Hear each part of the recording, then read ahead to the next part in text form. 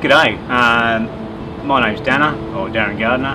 I'm a 50-year-old fella who lives in central Queensland. I work in the coal mines in the Bowen Basin, and I'd like to tell you a story about my experience with cancer, and hopefully this will put you off going towards medical treatment without first exploring alternative options which are far more successful and a lot easier on your system. About July, I think, 2012, I'd been having a few problems going to the toilet, some blood and stuff, and I thought, oh well, I've got hemorrhoids, you know, so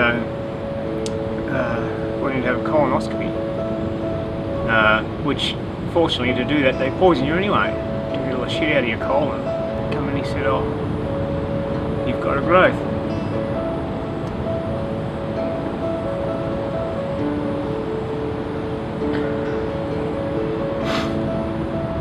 Thing that changed my world. They said I'm going to live, they said I'm going to survive. Let's go through the medical procedure things and then we'll get that over and done with, and then we'll just carry on with life. In the long run, everything they did from then on was unnecessary. So anyway, the chemo started. Went into the thing and they cut a hole in your arm about here, wherever, somewhere, I can't remember now.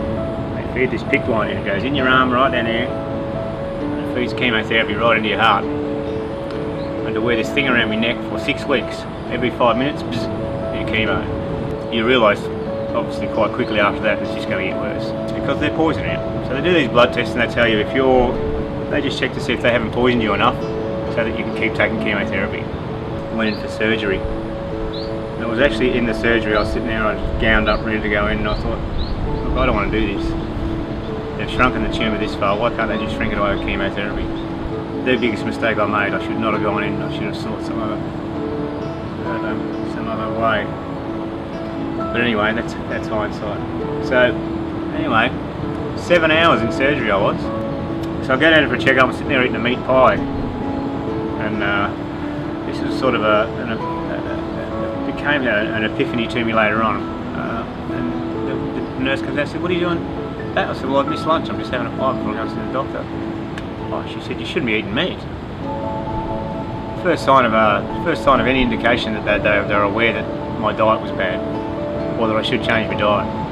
The doctor did my colonoscopy right at the start of the month. I did it on a Friday, I went and saw him Monday. He said, mate, all good, no drama, don't come back and see me for at least 3 years. And I thought, yes. So I'm on Facebook, I'm cured, I've beaten it, you know what I mean? The doc said, we're all good now. I said, when are we going to fix the hernia? He said, oh, well, we're going to have to deal with this lump, this growth on your liver.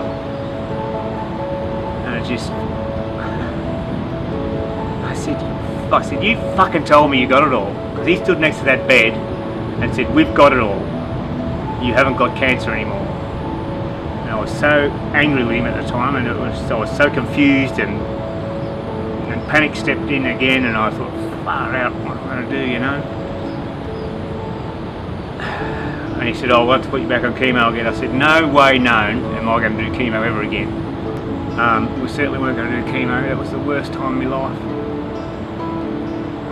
Some of you people watching there probably won't need to go through chemo, but there's no reason they should hack you up either, because they're not removing the cancer, they're just removing a symptom. 96% of the people that have a tumour removed have a return within 18 months to 2 years. Because I started taking Imodium to stop my diarrhea, it made the cancer develop faster, so I actually had a return in 12 months.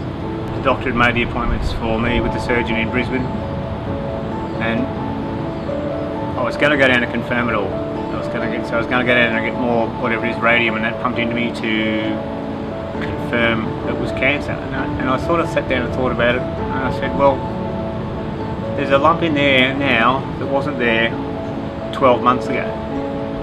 It's cancer. It has to be cancer. And this was confirmed by the doctor I went to get docs. Tyler and I touched base when I was sitting in my car at the hospital. I was going to get them to book the flights to Brisbane to come down here. 10 minutes on the phone with Tyler and I was coming to Bali.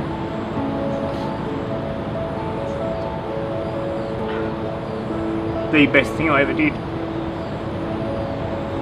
Now I'm cured. So thanks for listening. And thanks Tyler and the crew for saving my life. Rock and roll.